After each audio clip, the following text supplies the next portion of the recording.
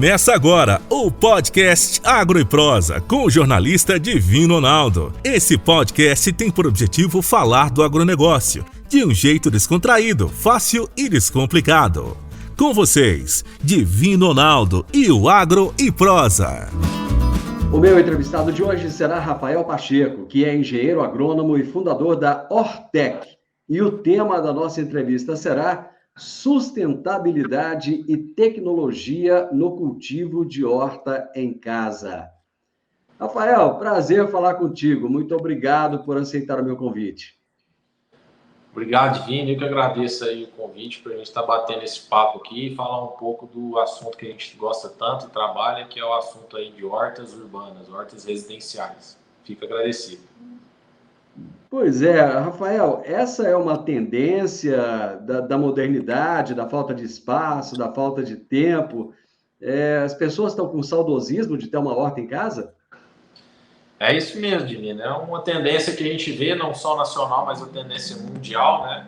Onde as pessoas buscam resgatar cada dia mais esse encontro aí com a natureza dentro de casa. E por que não a natureza produtiva, né? A natureza que a gente pode conseguir consumir ali, que são o caso das hortaliças, né? Então, é uma tendência que a gente vê acontecendo e a gente atua justamente nesse mercado para auxiliar essas pessoas aí que querem ter parte ali da sua alimentação em casa. Bom, você fundou uma empresa que se chama Ortec. Como é que veio o insight, a ideia de montar essa empresa? Então, Divino, na verdade eu sou engenheiro agrônomo, né? E a gente sempre trabalhou um pouco com esse assunto das hortaliças. Depois que eu me formei na Universidade Federal, aqui em Goiânia, fui trabalhar aí durante 4 anos e meio, numa empresa tradicional que mexia com sementes e nutrição, né? E num MBA que eu tive a oportunidade de fazer, me abriu, né, essa ideia de montar uma empresa, né? E como eu não queria sair do agro e não queria ficar muito no tradicional, a gente foi pesquisar e estudar quais seriam as tendências, quais possíveis mercados para a gente poder estar trabalhando. E o mercado da agricultura urbana, né, dentro do que a gente estudou, era um potencial mercado e um mercado que estava em alta crescente, né? Um assunto aí que já bem difundido na Europa, nos Estados Unidos, ali nos países norte-americanos, e a gente entrou para buscar isso, trazer isso também aqui no Brasil. Então, a ideia, né, da Ortec surgiu desses caminhos que eu fui percorrendo, mas a ideia do empreendedorismo, ele sempre foi presente. É um sonho desde de pequeno, né? Então, eu sabia que eu queria empreender. Agora, empreender em agricultura urbana realmente foi algo que surgiu há pouco tempo, né? Mas que, graças a Deus, está dando certo e a gente está difundindo aí cada vez mais, espalhando por todo o Brasil aí, essa ideia de cultive você mesmo e cultive em casa. Rafael, eu fiz colégio agrícola. No meu primeiro ano, nós tínhamos lá a disciplina de olericultura. E tinha uma horta muito grande e era um trabalho bem bacana. Depois eu tive a oportunidade de cultivar várias hortas. Cara, é trabalhoso isso, não é um negócio fácil, não. Como é que é cultivar uma horta em casa? Então, Guilherme, na verdade, muito das desistências e talvez muito das pessoas que nem tentam cultivar em casa, né, vem dessa ideia de que a horta dá muito trabalho e realmente, se uma pessoa leiga for tentar cultivar algo em casa, realmente vai dar trabalho, né?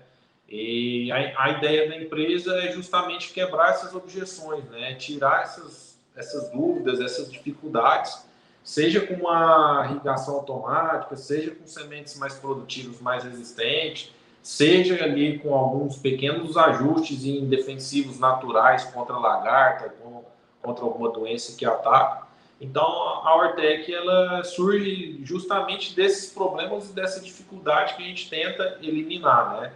Então, realmente não é fácil, mas quando se tem a técnica, quando se tem os insumos próprios, quando se tem o domínio da tecnologia, e eu acho o mais importante que a gente disponibiliza é o acesso à informação, isso torna, né, todo esse cultivo muito mais simples. E por estar em casa, né, por você estar ali próximo, por você estar vendo diariamente, isso também facilita bastante os cuidados dos cultivos para se ter uma boa planta e no final ali conseguir o mais desejado, que não é só plantar, mas sim colher e consumir. Você nos disse anteriormente que se formou na Universidade Federal de Goiás. Vocês ainda têm um vínculo com a universidade, com a UFG. Que vínculo é esse? Exatamente, Vino. Na verdade, hoje nós somos incubados do Centro de Empreendedorismo da UFG, né? Então, a nossa sede física, inclusive, fica dentro do SEI, né, que é o Centro de Empreendedorismo. A gente tem 2 salas aqui e nosso vínculo é esse, né? A gente passou por um processo seletivo onde eles escolhem ali empresas tecnológicas e inovadoras, seja de qualquer meio, qualquer modelo de negócio. E ao passar por esse edital, você é selecionado e a gente tem todo um acesso, uma assessoria, todo um programa, né? É um caminho percorrido juntamente aí com essa incubação que a gente chama. É um processo de 2 anos, a gente está mais ou menos 1 ano e meio, e a vantagem é que a gente tem a chancela, carrega o nome da UFG e também tem acesso, né, a grandes programas, tem acesso a laboratório, acesso a professores, e isso nos auxilia bastante, né, para abrir portas, para abrir caminhos, abrir mercados. Então, eu agradeço muito o SEI da UFG, onde a gente está aqui, além da estrutura física que a gente tem todo esse apoio. Bom, conforme você disse, a Ortec foi uma das empresas selecionadas na primeira edição do Centelha. Como é que foi essa seleção e o que é esse Centelha? Bacana, Divina. É importante falar isso, que tem muita gente que tem a ideia, né, e não tem acesso a dinheiro, a financiamento. Então, o Centelha foi um programa do governo federal que foi organizado pelo governo estadual, pela FAPEG, né, pelo órgão do governo aqui de Goiás, onde disponibilizaram uma verba, né, um dinheiro de subvenção, ou seja, um dinheiro que você não precisa devolver, um dinheiro realmente de investimento ali na empresa, para as 28 melhores empresas classificadas dentro do processo seletivo, e nós fomos uma dessas 28 empresas, né? Então, recebemos um aporte ali no valor de R$60 mil, e esse dinheiro foi fundamental, né? Ali até para tirar a ideia do papel, foi bem no comecinho, já tem mais de 2 anos o resultado desse programa. Então, foi um dinheiro assim, importante que nos auxiliou a sair da estaca zero e conseguir realizar investimentos, conseguir realizar as operações e tracionar o início da empresa, né? Então, Centelha é esse programa, inclusive teve a 2ª edição já, há poucos meses, né? E é um dinheiro assim que todo mundo que está na ideia, está na parte básica da fundação, da construção da empresa, né? Ele foi de fundamental importância, levando em consideração que a maioria dos programas hoje você precisa estar consolidado, você precisa comprovar renda, você precisa comprovar anos de experiências, né, para você receber aporte, e o Centelha não. Somente pessoas, né, que tinham uma ideia poderiam se cadastrar e poderiam ganhar, né? Então, você mostrando ali através de um plano de trabalho, logicamente tinha todo um cronograma, né, tinha todas as etapas a se passar, mas você não precisava nem mesmo ter um CNPJ, né? O dinheiro auxiliou até para aquelas pessoas que precisariam abrir um CNPJ. Então, foi um programa pioneiro, né? Mas eu considero de bastante sucesso, porque ele auxiliou pessoas e empresas que estavam na fase inicial a alavancar com esse dinheiro que no começo é de fundamental importância. Para que as pessoas possam escrever as suas ideias, elas precisam necessariamente terem estudado na UFG ou não? Não, o Centelha, particularmente, ele é um programa do governo, ele não tem vínculo nenhum com a UFG. Então, qualquer pessoa poderia se inscrever, qualquer ideia, qualquer projeto, né? A UFG, o SEI, né, o Centro de Empreendedorismo, ele tem vantagem em certos programas, né? Alguns editais você só pode participar se você for incubado, e a incubadora ainda tem que ter uma certa certificação. Então, alguns outros editais, a gente tem essa vantagem aí de eliminar um pouco da concorrência, porque são programas realmente mais seletivos. Mas o Centelha, em específico, né, ele era bem aberto assim, e não tinha nenhuma exigência, não tinha que ter nenhum vínculo com a UFG. Então, acho que é um dos editais aí para financiamento mais democráticos que tem hoje, e mais simples e fácil de participar, visto ali em edital os pré-requisitos e tudo que precisaria para entrar e para ganhar e para concorrer, né? Mas a gente participou de outros editais também que era um pouco mais burocrático e um pouco mais difícil e que deu certo também, mas o Centelha em si, né, o programa Centelha, ele foi fundamental e agora teve também, recentemente, ainda está para sair o resultado final, a continuação do Centelha, né? Aquelas empresas que ganharam o Centelha 1 teve oportunidade de participar de um novo edital ali, somente essas empresas, né? Então, vai ter a continuação do Centelha. Você disse que vocês receberam uma subvenção de R$60 mil. Esse valor é fixo para qualquer empresa, ou ele é variável, e se ele é suficiente para que a empresa possa se estabilizar nesse início aí, que exige tantas demandas, tantos investimentos. Bacana essa pergunta, Divino. Na verdade, o dinheiro, ele no máximo 60 mil por empresa, né? Então, na hora que você vai fazer o seu projeto para apresentar para a banca, você pode colocar ali no máximo 60 mil. Teve gente que colocou menos, né? Então, eu não considero fixo, porque teve gente que fez um projeto para 40 mil e recebeu os 40 mil, que foi o cronograma projetado. No nosso caso, a gente pediu o máximo e recebemos o máximo. Então, ele tem essa variação para menos, para mais não. E a questão do... A outra pergunta eu esqueci. Se esse valor ele é suficiente para que a empresa possa se Sim. estabilizar justamente no início, né? Não, ele não é suficiente, os investimentos iniciais maior do que esse valor, só que com a empresa já girando no começo, né, com esse investimento, você já vai tendo vendas, você já vai tendo receitas, você já consegue ir reinvestindo. E antes de receber esse valor também, a gente investiu um capital próprio, que também foi ali um capital inicial para a gente dar o início, né? Então, o Centelha, ele foi mais um apoio, foi mais um auxílio, né?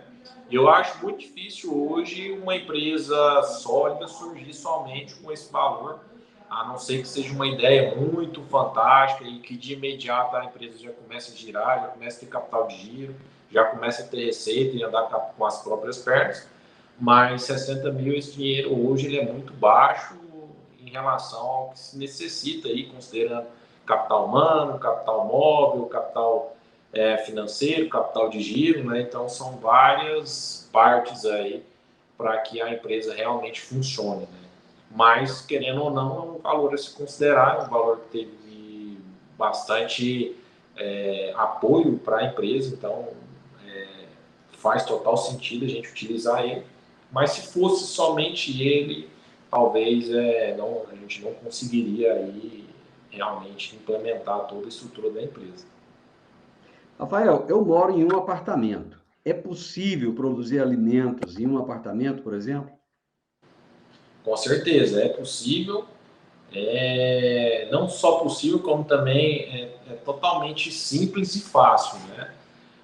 A gente precisa analisar algumas questões mais antemão, até apartamento que não pega sol, né? Que a gente tem muito disso hoje nos grandes centros urbanos, várias torres, uma do lado da outra. Mas a gente tem espécies, né? A gente tem tipos de cultivo que dá perfeitamente para se produzir, utilizando iluminação artificial ou sem iluminação artificial, mas respondendo assim já de cara a sua pergunta, é super possível produzir alimentos em casa, o que limita um pouco é a quantidade, né? Obviamente, a gente não consegue ser autossustentável dentro de um apartamento, mas ter um apoio, um tempero, um condimento, ou até mesmo partes, né, do mês ali você consumir algo que você produziu, é possível. Tem a utilização aí de microverdes, tem a utilização aí de produção de cogumelos, tem a utilização aí da hidroponia vertical. Então a gente lança aí várias técnicas, várias tecnologias, várias informações para as pessoas produzirem, e temos vários clientes também produzindo nesses sistemas aí espalhados por todo o Brasil. Quais são os principais desafios de se cultivar uma horta em casa? São vários eles, Divino. O primeiro desafio é o tempo, né? Ainda mais o nosso objetivo, que é atingir os grandes centros urbanos. As pessoas não têm tempo para ficar cuidando, não têm tempo para se dedicar. Algumas têm mais, outras menos. Mas o nosso intuito é conseguir produzir com o mínimo tempo possível, né? Então, a gente tenta automatizar um pouco.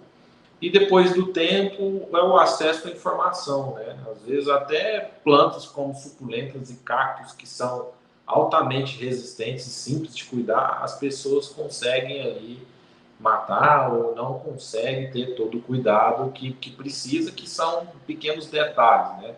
Então, acesso à informação é o maior desafio hoje.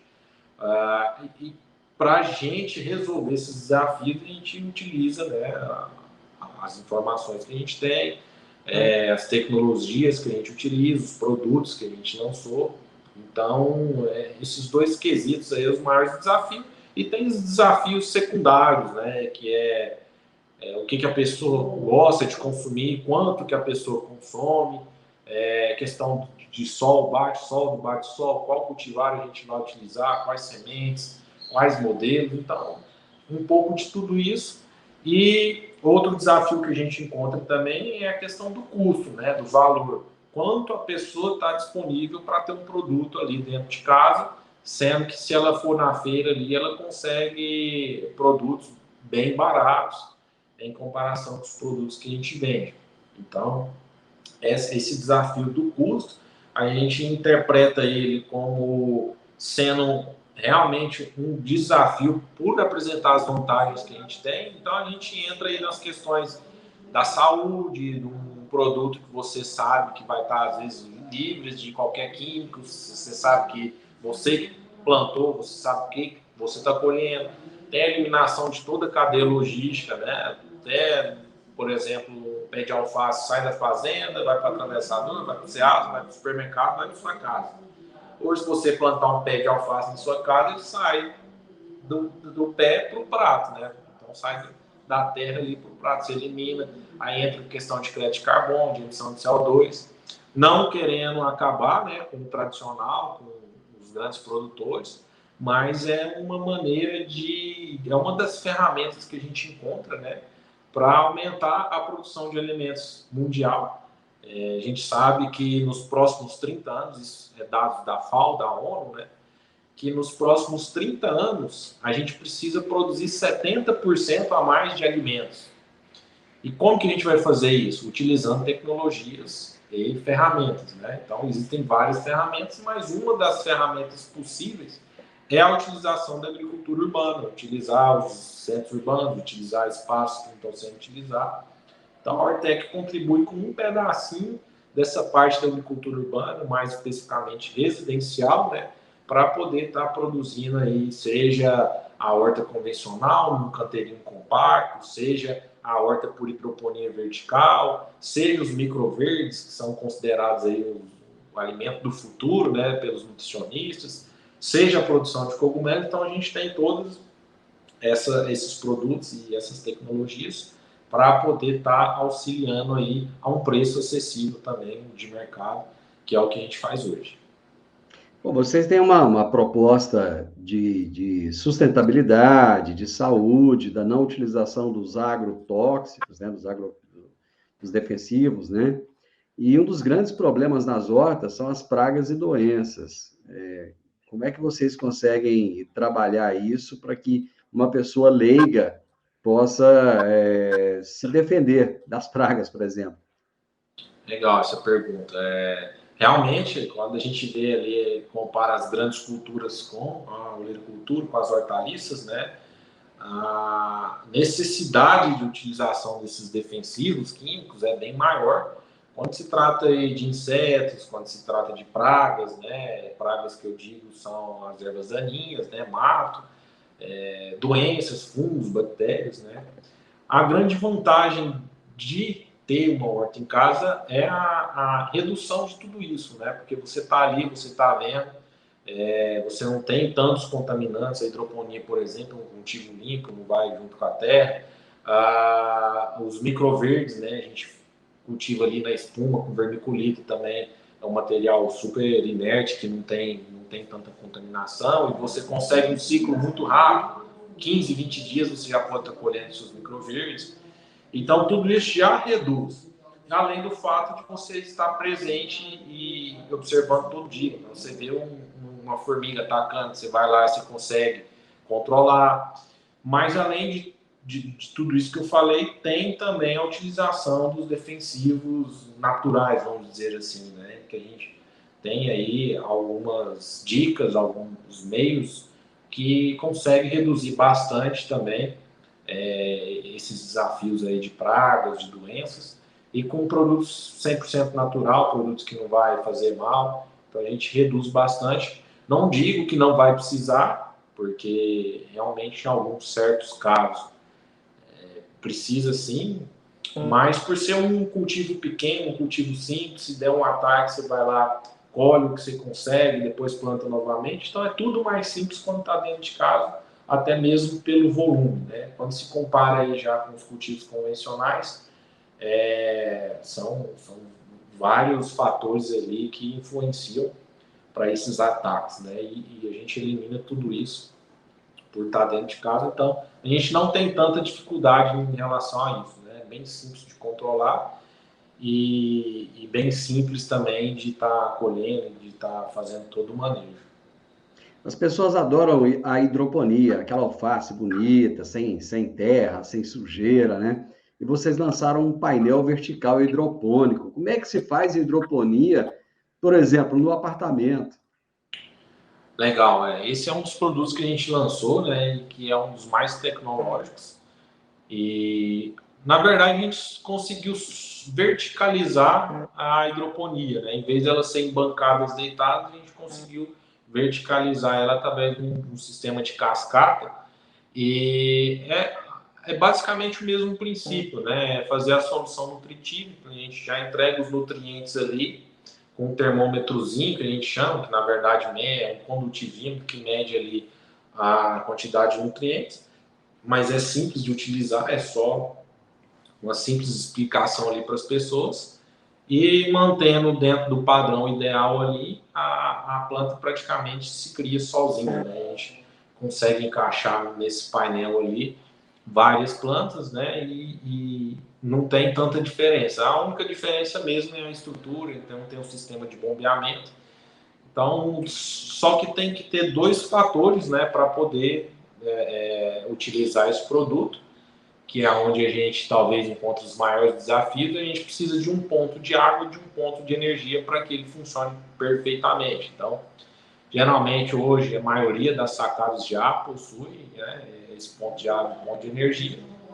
Então não tem tantas dificuldades. Nos locais que não tem ponto de água, por exemplo, só tem de energia, a gente consegue um sisteminha, mas a pessoa tem que ficar sempre atenta para nunca faltar água, que é o princípio básico da hidroponia ali. Mas, no mínimo, a energia a gente precisa. Então, esse é um detalhe que a gente precisa observar, essa é uma limitação desse produto em específico, relacionado aí ao ponto de água e energia. O cogumelo está entrando muito forte na culinária brasileira. O brasileiro tem gostado muito do cogumelo. E vocês têm um produto assim, né? Como é que é essa produção do cogumelo? Então, Divina, a gente conseguiu reproduzir, né? Chama Cogo Box, que é um produto que a gente lançou, que a gente fez. A gente pegou toda a parte da operação das grandes estufas e conseguiu encaixotar, né, no kitzinho. E fica só a última etapa, que é a etapa de frutificação do cogumelo, do shimeji. A gente trabalha com dois modelos de shimeji, o Pleurotus ostreatus, que é o shimeji branco, e o Pleurotus de almon, que é o shimeji salmão. Então a gente tem esses dois shimejis, que é o cogumelo mais comestível, mais difundido aí na cultura mundial e aqui no Brasil também. E essa caixinha, com 7 dias, você consegue ali estar frutificando, estar produzindo cogumelo dentro de casa, apenas mantendo a umidade com um borrifadorzinho, que já vai incluso ali na caixinha.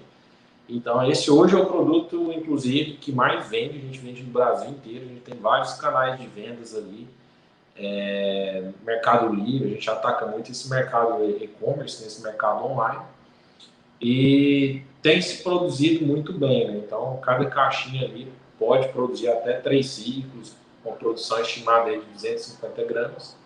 E para as pessoas amantes do shimeji, que só via shimeji ou importado da China em conserva, ou então nessas feiras ali, meio o shimeji em bandejinhas, aquelas bandejinhas que aparentemente apresentam bastante contaminantes, a gente eliminou tudo isso, né? A pessoa consegue ali acompanhar o crescimento e é bem bacana.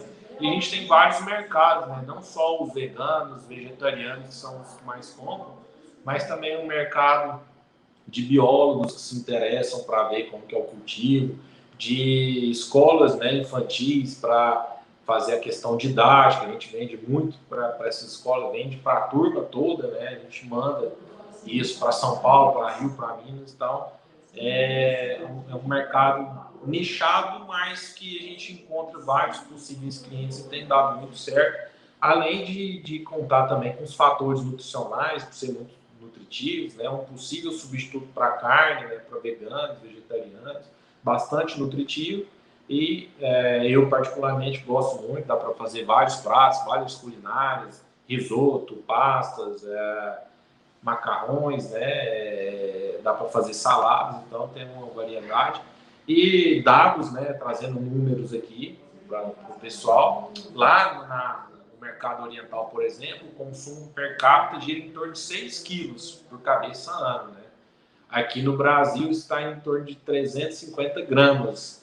Então, ou seja, é um mercado que está crescendo, a gente vê esse crescimento aí na faixa de 20% ao ano, e tem, por esses dados, né, tem um mercado muito a crescer. É uma questão cultural, né? A hora que a gente conseguir embarcar essa questão da cultura, não digo que vai deixar de comer carne igual a gente come, né? Que também a carne, cada ano que passa, o consumo aumenta, mas que vai começar a aparecer cada vez mais no prato e na culinária brasileira aí, e isso é o que vem demonstrando aí nos últimos anos. Então é só questão cultural, as pessoas aprenderem, as pessoas enxergarem ali as vantagens, os benefícios e o sabor também, que é uma delícia. Isso vai começar a ser difundido cada vez mais. Rafael, adorei saber do trabalho de vocês, adorei saber da sua empresa. Quem sabe aqui no meu apartamento eu vou cultivar também uma pequena horta, porque é algo muito prazeroso. Inclusive, eu até recomendo para você que está nos ouvindo, nos assistindo agora, é desestressante, é muito bacana. Muito obrigado, um abraço para você e muito sucesso, Rafael. Obrigado, Divino, eu que agradeço o convite, fico feliz por poder estar falando um pouco do nosso trabalho aqui, te agradeço e sempre que necessário pode estar nos convidando aí, que eu adoro falar sobre o assunto. Obrigado e abração a todos vocês. Com certeza a gente vai voltar a se falar. Gente, eu conversei com o Rafael Pacheco, que é engenheiro agrônomo e decidiu empreender e continuar trabalhando no agro, mas de uma forma alternativa, de uma forma diferente. Ele é o fundador da Hortec. E hoje nós falamos sobre sustentabilidade e tecnologia no cultivo de horta em casa. E você gosta de cultivar produtos em casa, mora em um apartamento, sente essa dificuldade? Dá uma passadinha na Hortec, H-O-O-R-T-E-C-H, dá uma olhadinha lá nas redes sociais. E se você gostou desse vídeo, deixe o seu gostei ou o seu não gostei, de preferência deixe um comentário e se inscreva nesse canal para que nós possamos trazer mais prosas do agro para você. Um grande abraço e até o nosso próximo vídeo. Você ouviu o podcast Agro e Prosa. Se gostou, compartilhe, recomende e nos siga nas diferentes plataformas de podcast.